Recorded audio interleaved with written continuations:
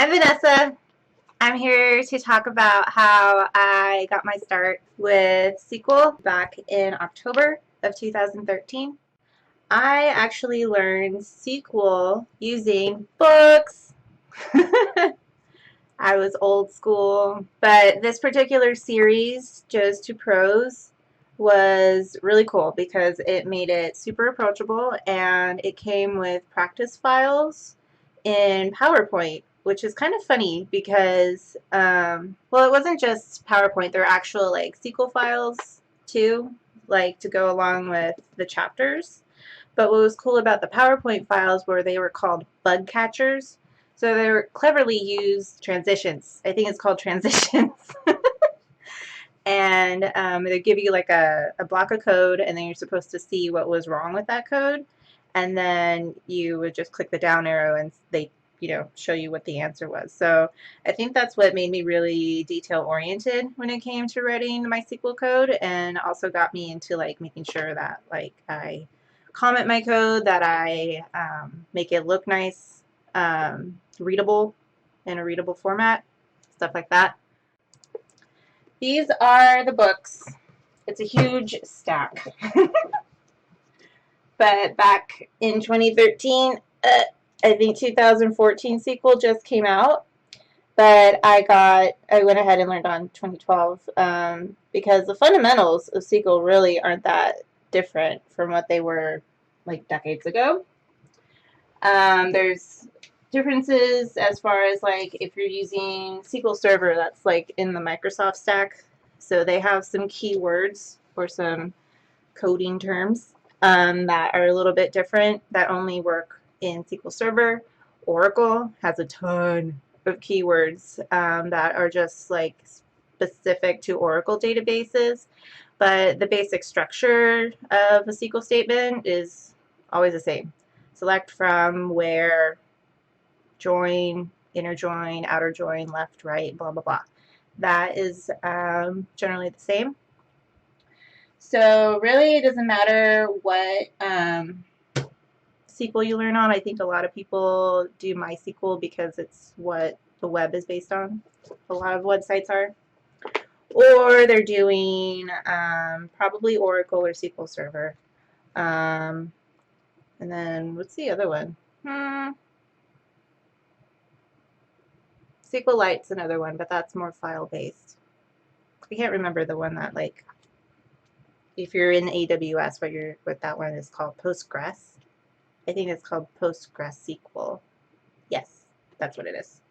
So, what I really liked about this series was that I didn't have to do all 5 books to get my first developer job. And they got lots of examples. And then at the end of each chapter, they had the glossary, points to ponder, a review quiz, and then they had what was called the bug catcher game, which I want to show you. So this is the bug catcher game, and you basically hit the down arrow, or I'm just going to click. Oh, it makes a noise, but I think I muted it, so you won't hear it. Okay. So this is the chunk of code, and you're supposed to look for what the bug is. I think the bug is the double quotes for James to signify or to say, hey, this is text.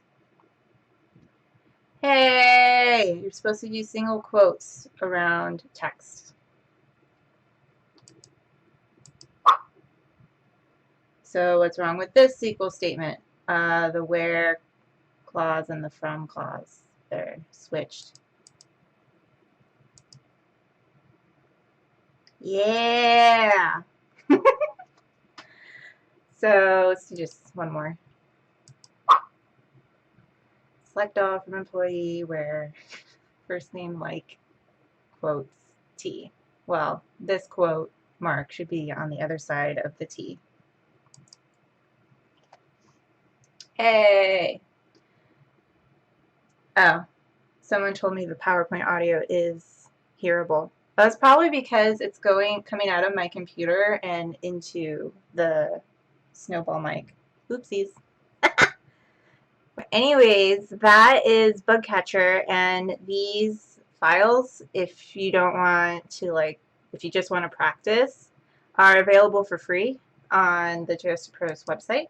So on the JOSTPros website, I don't think the author of the book series owns this anymore. I think he sold it off a while ago. But if you go to books, and then you go to download lab, and then you'll get the zip file, which I already downloaded. And then inside that zip file, you'll have the answer scripts for the books, the lab setup files. They give you everything you need to go through the exercises in the book, including setting up the database itself. And you just basically run some code. It'll create the database and the tables and everything you need in it. And then this is all within, it was an SSMS. What does that stand for? SQL Server Management Studio, which has changed a lot. The install is a lot easier than it used to be, but it should still work in 2016. And then that's all the setup files. And then here's all your scripts. And then if you just want the bug catcher files, here you go. Ta-da! If you want the book itself, it's on Amazon. So just go to Amazon. And then there's also these courses on here that I haven't taken. I don't know if it's good or not, but you can do like there's like 23 free videos in here somewhere. You could do a 3-day free trial, but honestly, like, I would just do LinkedIn Learning at this point, or YouTube. But I guess if I had to do it again, I would sign up for a free trial of LinkedIn Learning and schedule like that 7 days for, I would start at like late on a Friday or early Saturday so that I would get 2 weekends to do my 7-day trial and learn it that way if I was going to do this again. But I think that the bug catcher thing that came with this particular book series really helped me a lot. Oh yeah, this is where it talks about the 23 free classes they have on this particular website. And it's just Joes, JOES, the number 2, pros, PROS.com. And if you want to grab the book, this first book, I actually only went through Volume 1, Volume 2, which is the really thick one. So this one's more about querying. This is more the intro book. And then, what was this one about? This one, Advanced Query Tools. Ooh, I only went through about halfway. So you don't need all 5. But here is the link for that. It is an affiliate link. Full disclosure. Alright, thanks for watching. See you next time. Bye. Is that right? Sure.